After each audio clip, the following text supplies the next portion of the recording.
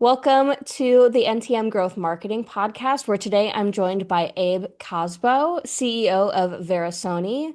Abe, go ahead and tell us a little bit about yourself and Verasoni before we dive into the questions I have for you today.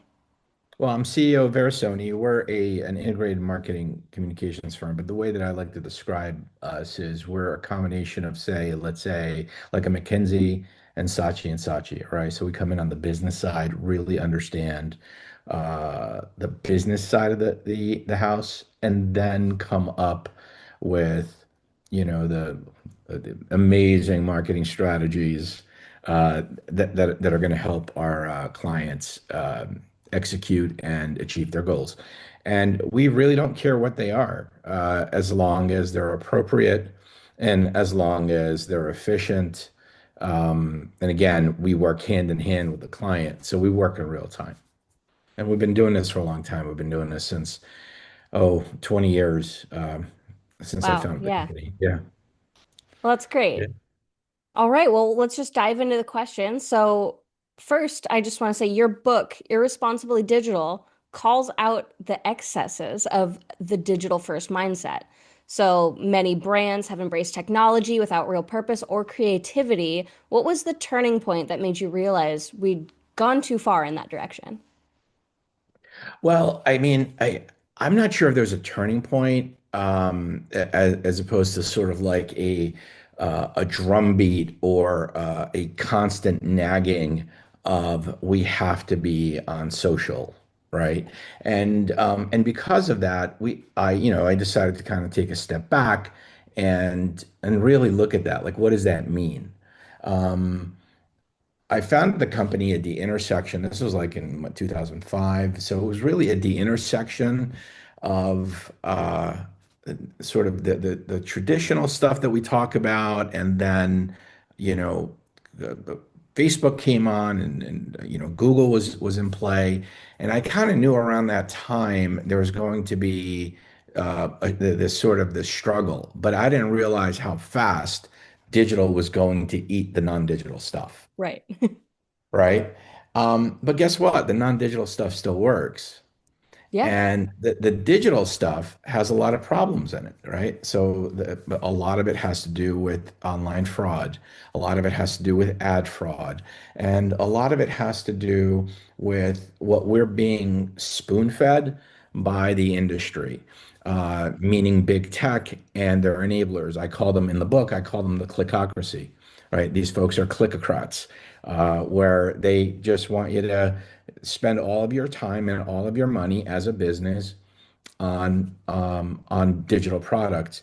Yeah. We know that, for example, Facebook purges a billion. That's what they tell us, right?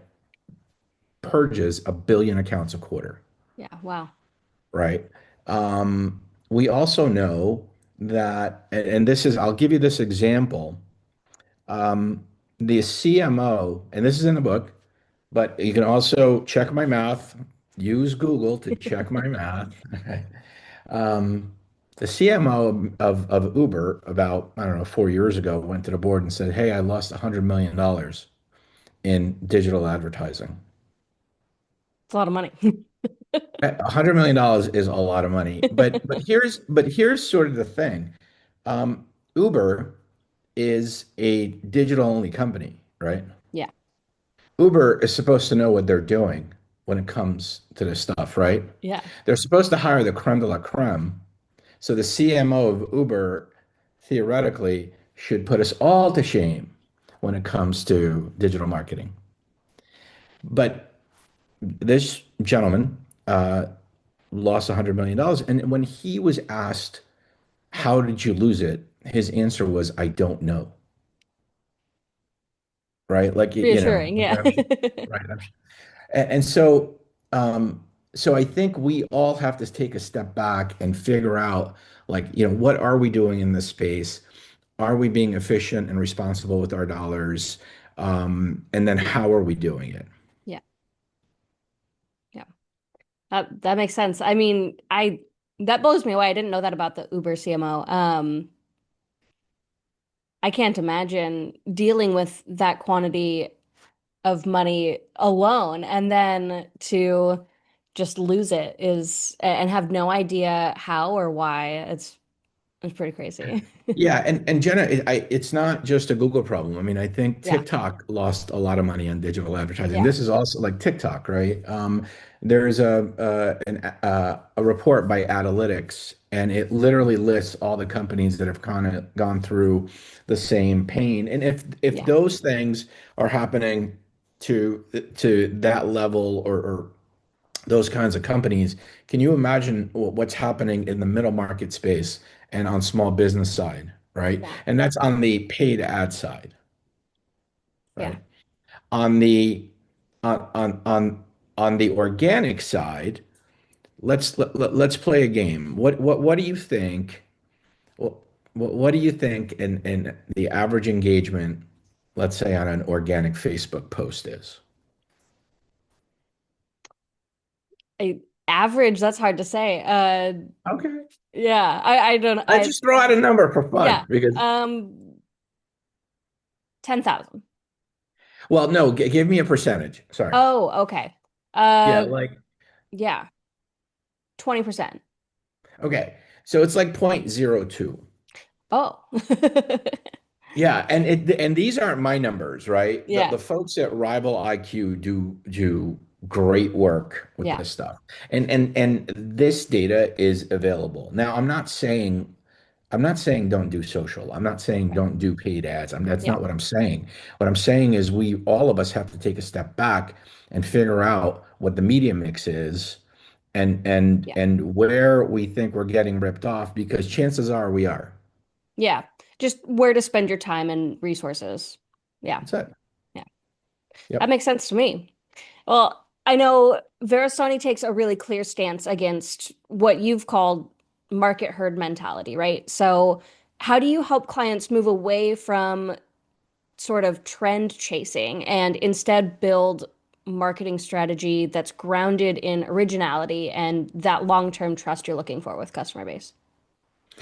That's a great question, and it's very hard to do, especially for new clients, because Yeah. trust is a big deal here, right? Yeah. Yeah. Um, Let me give you an example.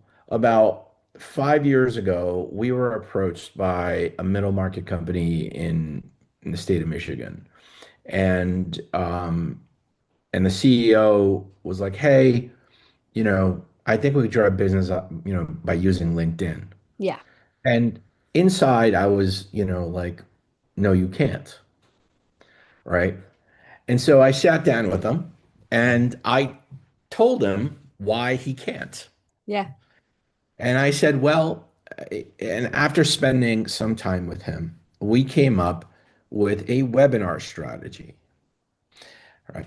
And before that, we wanted to make sure that his digital stuff was top notch, meaning that the product, which was an offline product before that he couldn't scale, now he could scale it by going through digital transformation, Yeah.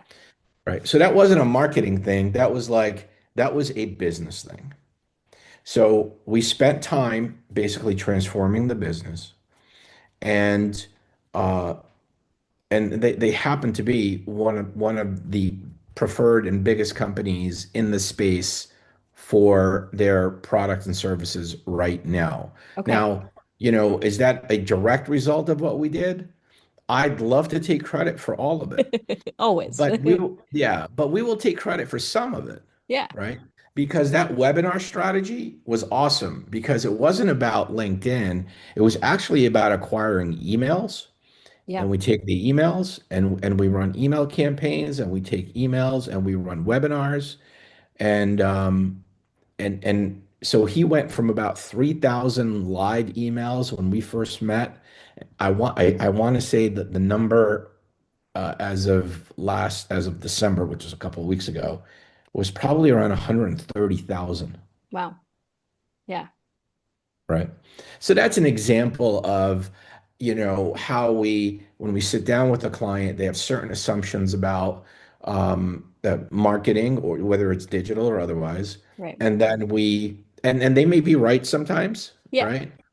But if they're not, we have an honest conversation with them and we help them move in the direction that they need in order for them to convert on what they want. Yeah, it's sometimes a difficult conversation because, especially with business owners and stuff, they sometimes have a very clear vision of what they want to do and what they want their business to look like. And sometimes it takes that hard conversation of like, I don't think that's going to work. And it's a risk because some people aren't going to like to hear that, but some people do really appreciate that additional insight and it can build even better trust from there where you're willing to be honest with them and give them the hard truth. Yeah. We just last Friday we met with a new customer and those guys are a client and those guys were great. These folks have a wonderful business, but they have a brand issue. Like it's a Yeah. serious brand issue. Yeah. Great business, right? Um, and then like the second question is, what are we doing with AI? Yeah. And I had a cup of coffee in my hand, and I'm like, you know what? I'm just gonna pour it on my head just so I can wake up here. I said, guys, we have a real branding issue here. Yeah. Why are we talking about AI right now? Yeah. But that's human nature though, right? Think about like just think about all of the oxygen that AI right now is sucking out of the air. Yeah. Same thing out of the room. Same thing happened with digital and continues to happen with sort of social media and all of this stuff Yeah. happened about 20 years ago and continues to happen. Yeah. It's just the next So big thing.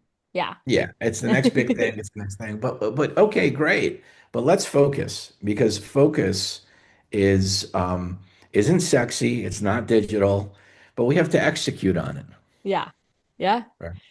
So, Oh, well, speaking of AI, so AI and automation are reshaping marketing right now. I mean, I know uh, you can be successful without it, but it is a big part of this landscape. So, how can brands stay authentic and human, not just efficient, in the way that they communicate and connect with their audience while implementing these tools?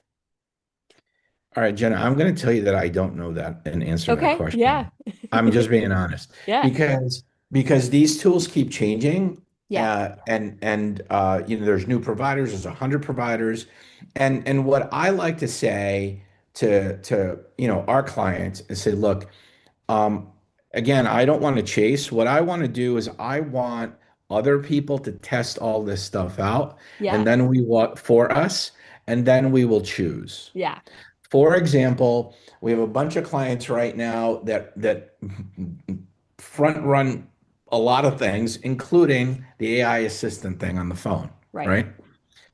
Well, when we go through their phone and we start listening to their calls, these AI assistants, as good as they think they are, Yeah, actually suck, yeah, right? And so now we have to go back and have a conversation and say, look, yes, the phone is being answered, but yeah, it's how it is being handled. That's the issue by AI. yeah. And it's not a good thing. And so now they have to go back and cancel these contracts. Yeah, I mean, even so, this So isn't I, necessarily AI, but like even calling any customer service uh phone line and you're greeted with that like robot that's asking you, what you're calling for. It's always the most frustrating experience. it, it, So, it really is. But, yeah. and some of these businesses, these are the same businesses will say, well, business is about all relationships. Well, like relationships, I'm sorry, they kind of have to happen with a human. Yeah. Okay. Yeah. I I think. fully agree.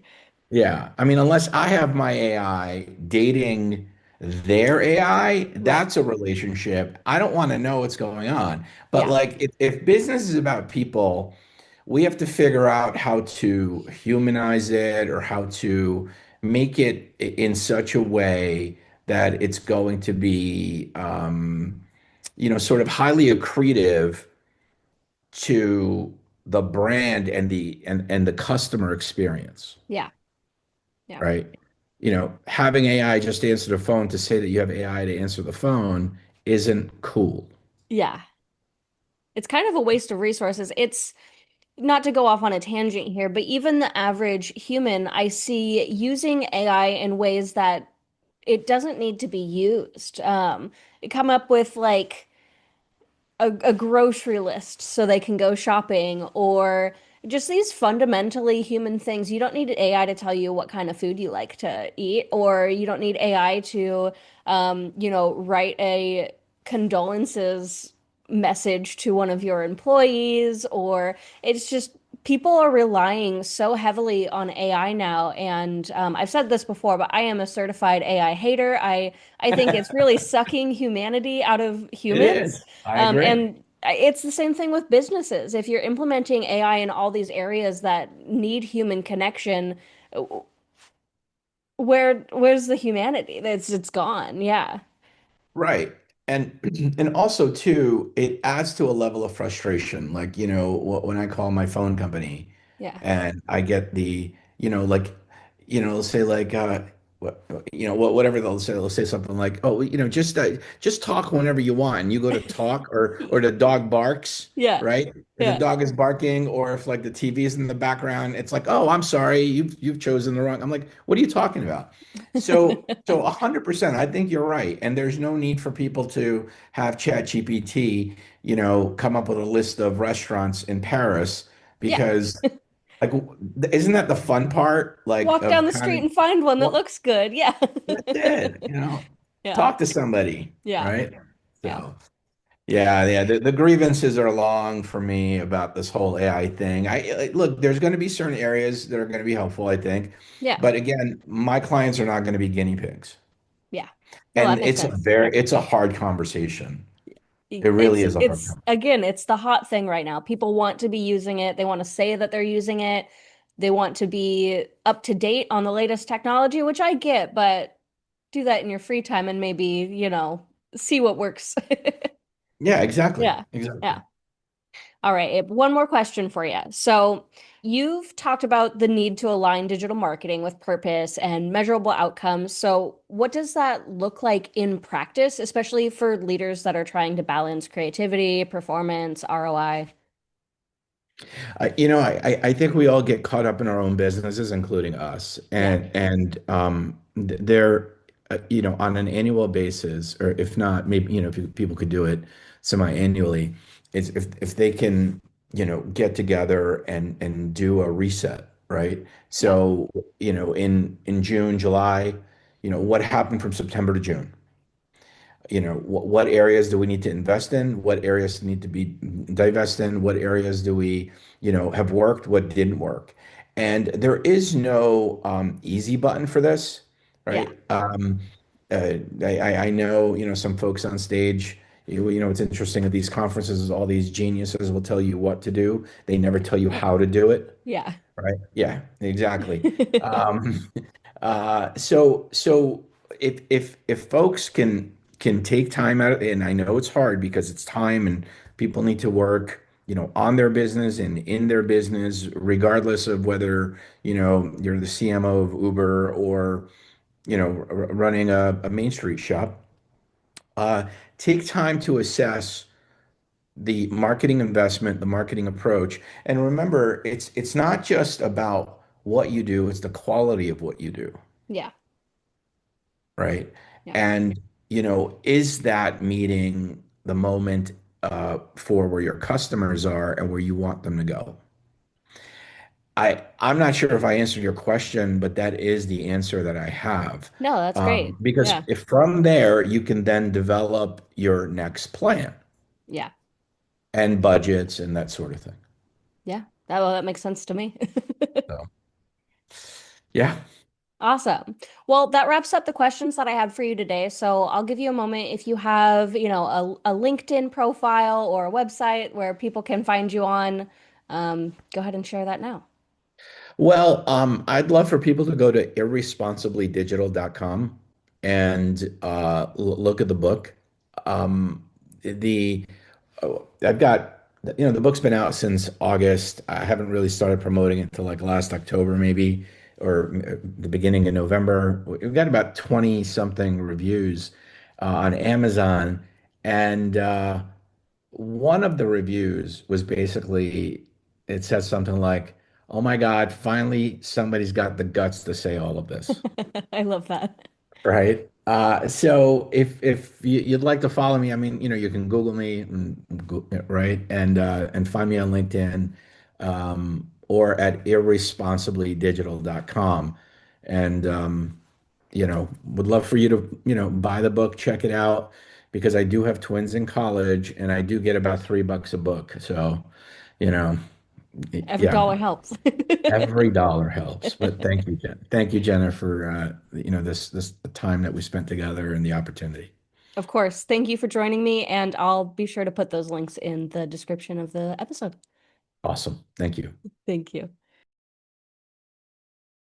Before we jump into our next guest, we want to take a moment to tell you about our marketing mastermind cohort, No Typical Marketers. If you are a marketing executive looking to connect with like-minded professionals, this is the space for you. It's more than just a Discord group.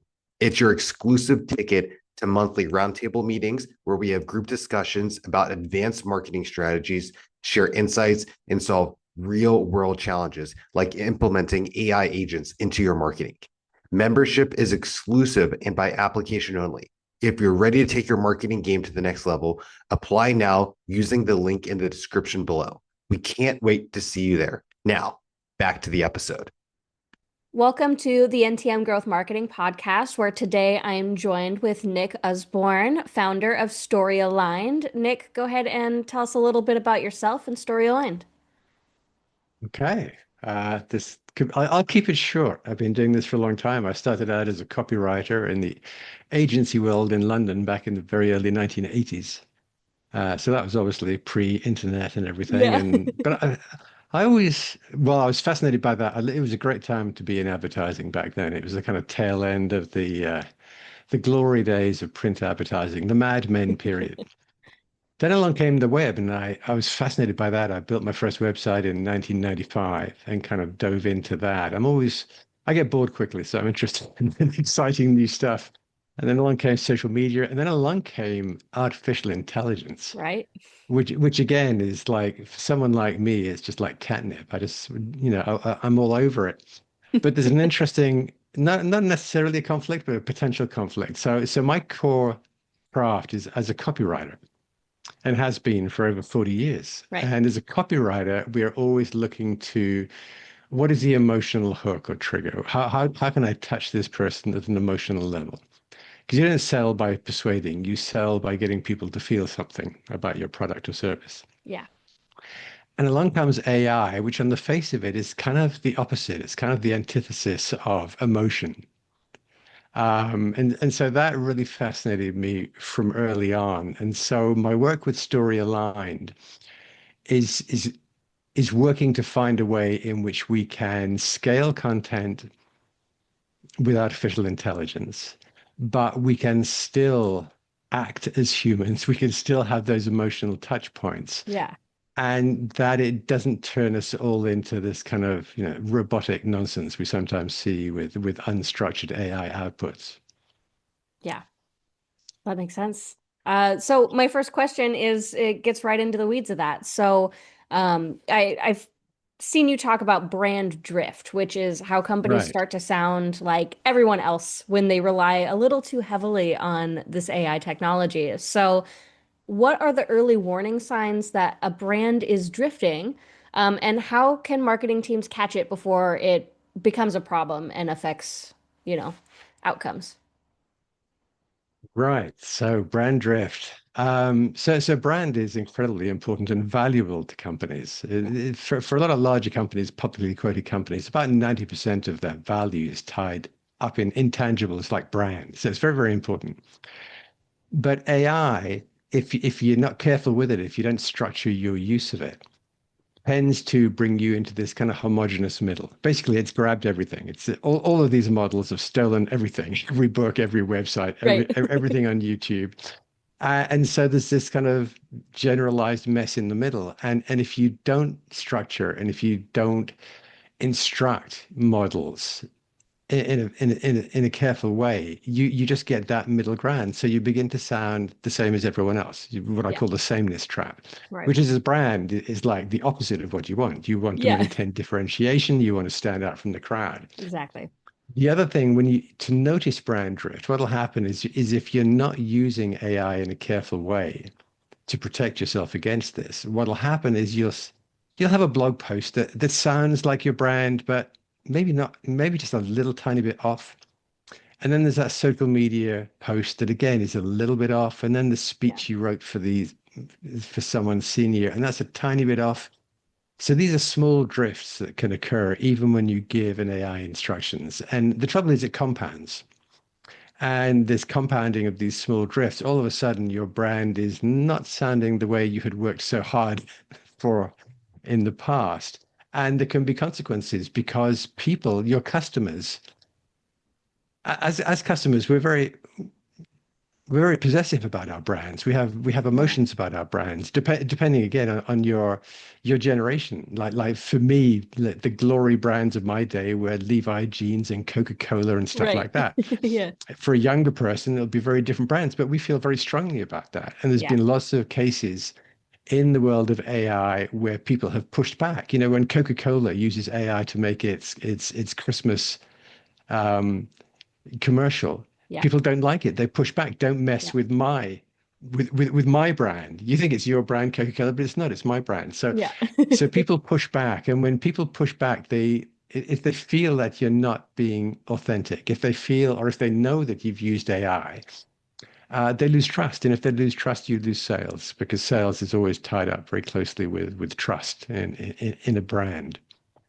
So that's the thing. Is drift is bad and avoidable, but it's happening all the time, and it's really serious because if a huge amount of your value as a company is tied up with brands and other intangibles, then when that drifts, it's your value is decreasing. It's a big problem. It's a serious problem.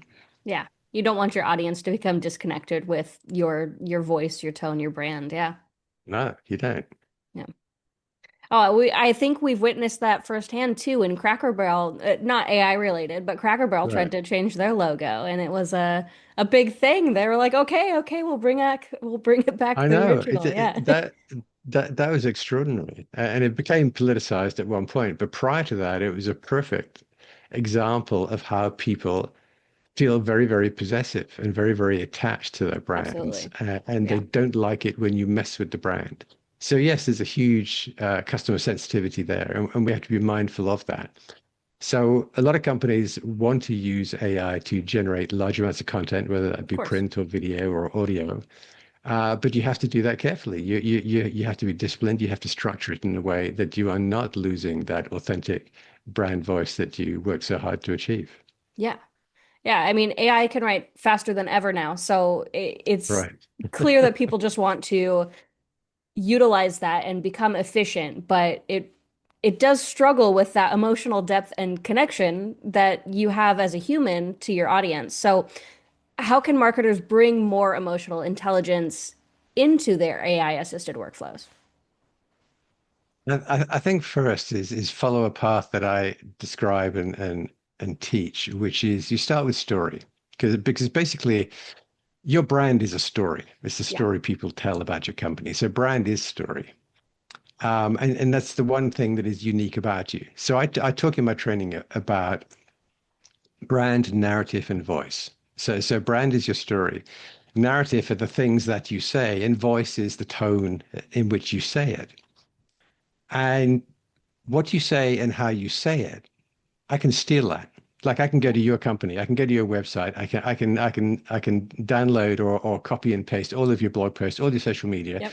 throw them into a large language model and say, hey, please say the same thing and in the same voice, and it'll do it. Yeah, But I can't steal your story. Every company's story is unique. I can't, if I start a computer company, I can't say that I started this company in Steve Wozniak's, no, in Steve Jobs' parents' garage. right. He did, but that's their story. Every brand has its own story, and that is the moat. So that's why I always say to companies, look, start with story because that is your point of differentiation. And if you build everything out from story, then you have a moat throughout. But that's not what's happening at the moment. I did a study. I had a look at 20 different prompt libraries. So these are big libraries from Google, from HubSpot, places like that. And I wanted to figure out how much of them related to story, how much narrative, and how much voice. It turns out that 77% of all the prompts were related to narrative, what people say. I think Interesting. it was 17% were just about voice, but only 6 or 7%, and I get confused with the sixes and sevens. I think it's just 7% of the prompts touched on story. Wow. So people are not prompting for the one thing that can kind of save them, as it were. That can set them And they're apart. putting, Yeah. yeah, and they're putting all the focus on the things that can be copied and stolen by anyone else. So Hmm. it's not that people are getting it seriously wrong or that people are bad or that people aren't smart. It's just that this is very early days. Yeah. And we're all on this learning curve and we're all trying to figure stuff out as we go along at enormous speed because the technology is moving so fast, we feel compelled to try to keep up. Right. You Um, feel almost obligated to dive into it, right? Yeah. That's right. You can't, and quite rightly, you can't. If I ignore it, then everyone I compete with is just going to eat me for lunch. So I Right. have to. Yeah. But when you get into anything too quickly, sometimes you don't make all the very best choices as you move quickly. Totally. Yeah, that makes sense. Well, how does that story first framework help teams scale without losing what makes their brand feel human? So I know your process starts with story, narrative, voice with an emphasis on that story, but Right. how do you scale that content? Well, what I do in my training is we go through a whole process of basically building out a complex set of instructions that you can build a custom GPT or a Gemini Gem or a Yeah. Claude folder or an equivalent within HubSpot or some other CRM. And basically you build up a very long set of instructions for your large language model of how to go about writing and to draw on story, not to repeat story, not to keep repeating the founder's story. You can't keep having every blog post on Right. the same topic. Yeah. But what you can say is, given the context of who we are, what kind of thing would we say, and how would we say it? Yeah. So let me give you a quick example, illustration of that. If I go to my doctor and I don't know, I'm unwell, and she hands me this blister pack of pills that says, "Hey, take these; they'll make you feel better. Trust me." And she's my doctor. I've known her for 20 years, say. Sure. Then I walk out and I'm walking down the street and this shady character steps out of out of an alleyway and he hands me a little baggie of pills and says, "Hey, take a couple of these. You'll feel better. Trust me." Same thing has been said Yeah. in the same way. It's the same message in the same tone of voice, but the who said it changes everything. Oh, absolutely. All Yeah. right. And that's the core of it. That's the strength of who. It Yeah. changes the context of everything. And the who, like I say, is basically your brand and your story. And so you want to use that, you want to protect that so you don't get that brand drift. Yeah. And you want to maintain that sense of differentiation. With regard to emotion, like in the early days with large language models, they were very bad, I think, with emotion. And then they got a little better. And today, I find them pretty good, so long as you ask them in the right way. If I say to a large language model, let's say it's a draft of a blog post, a first draft, and I say, yeah, but make it a bit more conversational, a bit more chatty. Right. I find that generally it goes like way over the top, and it's like, whoa, no, no, no, no, no, no, no. Not But that what I far. do Yeah. do, yeah, too much, too much. But a point you raised earlier. I say rewrite this with a higher level of emotional intelligence. And it doesn't always come out way better, but it very often does. So if you get into conversation with these models, if you have sets of instructions, if you almost everything I do is within the context of a custom GPT or a Right. Gemini Gem. Yeah. And they all have all this background knowledge and they have extensive instructions and context. So long as you're building like that and you are thorough in your instructions each time you ask your prompts each time you ask for something, you really can get very high quality writing there. The only area where I still see them struggling is going back to my original craft, which is copywriting. Yeah. I find it can do like a Facebook ad fine, but if I ask it to write like a 500 word sales page or landing page, it does it. It knows how it's structured. It knows what it should say, but it never really has that. It doesn't kind of resonate emotionally in the way a good sales copy should and can. It doesn't So have the that oomph. for me, yeah. So Yeah. content I find with the right prompting, it does very well now. But sales copy, like good sales copy that really connects with people and a good call to action, good conversion rates. I still find it struggling a bit with that. Well, that kind of comes back to story too, right? Because why would somebody make a purchase from you if they don't connect with you as a human being or with your Right. brand as a story? It's Right, just, exactly right. yeah, So even when we get down to, hey, if you look at some of the best bits of copy written over the years, it very often opens with an anecdote or story. yeah, And yeah, that is the writer reaching out to make that emotional connection. It's like, hey, you're one of us. We feel this way about this brand together. yeah. That makes sense to me. Well, I have one more question for you, Nick. Okay. And looking ahead, where do you see the biggest opportunity for AI to actually enhance creativity and storytelling rather than dilute it? I think I don't know what the answer is. I know what the answer is for me, I think, and that is being playful. Yeah, I go into these models sometimes without serious intent, and I just play. yeah, I just say, imagine this. Imagine I often go in and say, hey, look, if I wanted to make a living doing something completely different from what I do now, what might that be? And because these models have long history of me interacting with them, it'll say, oh, well, that's interesting because you do this, you do that, but maybe you'd be good at when they do that, they are being kind of creative. They're coming up with ideas that I hadn't thought of. yeah, I wrote a piece yesterday with a large language model. We wrote it together. And in the first draft, it came up with something that had never occurred to me. It had never occurred to me. It was like, for me, it was a very original insight into the topic. And to me, that's creative. yeah, And also, when I go back and forth, when I collaborate with these models and I get into a long conversation back and forth 20 times, sometimes it just dissolves into nonsense, like it might if I were talking with a friend over coffee. Other times, like really interesting stuff comes out of that. yeah, And I think, man, this is like a creative collaboration. We're not the same. We don't have the same kind of intelligence. We don't really think in the same way. But when we bounce back and forth like this, cool stuff can happen. yeah. Um, so I think that playfulness, that and sense of experimenting and curiosity, I think drives a lot of the most creative stuff out Yeah. of large language models. Is I wonder what this thing can do. I like that.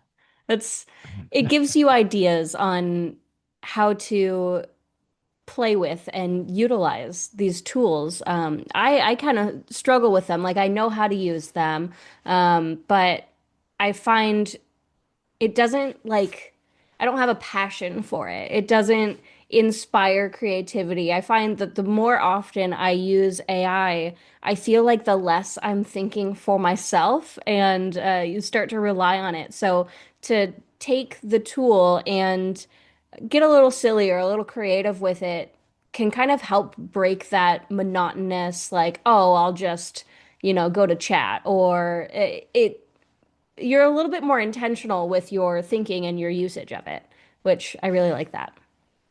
I think that no, I think that's a great insight because it can, if you just use it as an answer machine, Yeah. it can do the opposite. It can stunt creativity. It can Yeah. stop you working. As you just go for it, it's the easy button. It's an answer machine, Yeah. you know. But if you So yeah, I think you're absolutely right there. But there is then that whole different way of being playful, being curious, collaborating, getting into conversation without asking for a particular output. You're not saying, I want an answer to this. I'm just saying, hey, let's talk about this. Yeah. And what's on one of the favorite things I like to ask these models is, hey, now give me the non-obvious answer or the asymmetric answer. Like give Yeah. me the oddball answer. And it does that really well. Hmm. I shouldn't say it likes to play. I'm anthropomorphizing, but it feels like that. It feels like that sometimes. Right. Yeah. It'll actually say, hey, that's interesting. Hang on. I like that. That's awesome. I mean, those are all the questions I had for you. Do you have any other topics you want to touch on before we wrap up? I don't think Final thoughts? not separate thoughts, but well, the final thought would be to encourage people to think about that story narrative voice, like who you Yeah. are, what you say, how you say it, and to really focus on the front end of that, which is story, which is who you are, which is your brand. Your brand is story. Yeah. And I see a lot of damage being done to brands by unstructured, hurried use of AI. And it's not necessary, it can be avoided. So that'd be my final thought is protect your brand. It's a huge part of your value in every way. I love that. Well, thank you so much for this conversation today. Before we hop off, I'll give you a chance to share any, social media, LinkedIn, website where people can reach you and maybe Okay, discuss sure. further. Yeah, if you go to storyaligned.com, you can just poke around there. You'll find a link on the homepage that takes you to I've got a free like 10-minute video that explains the whole process in a bit more detail. But there's plenty there. I got a blog there. There's a white paper you can download. So if you want to learn more about Story Aligned, yeah, just storyaligned.com. You'll find me there. Wonderful. I'll put that in the description as well for people to find. So Perfect. thank you Perfect. so much. You're welcome. Thanks for inviting me. It's been fun. Absolutely.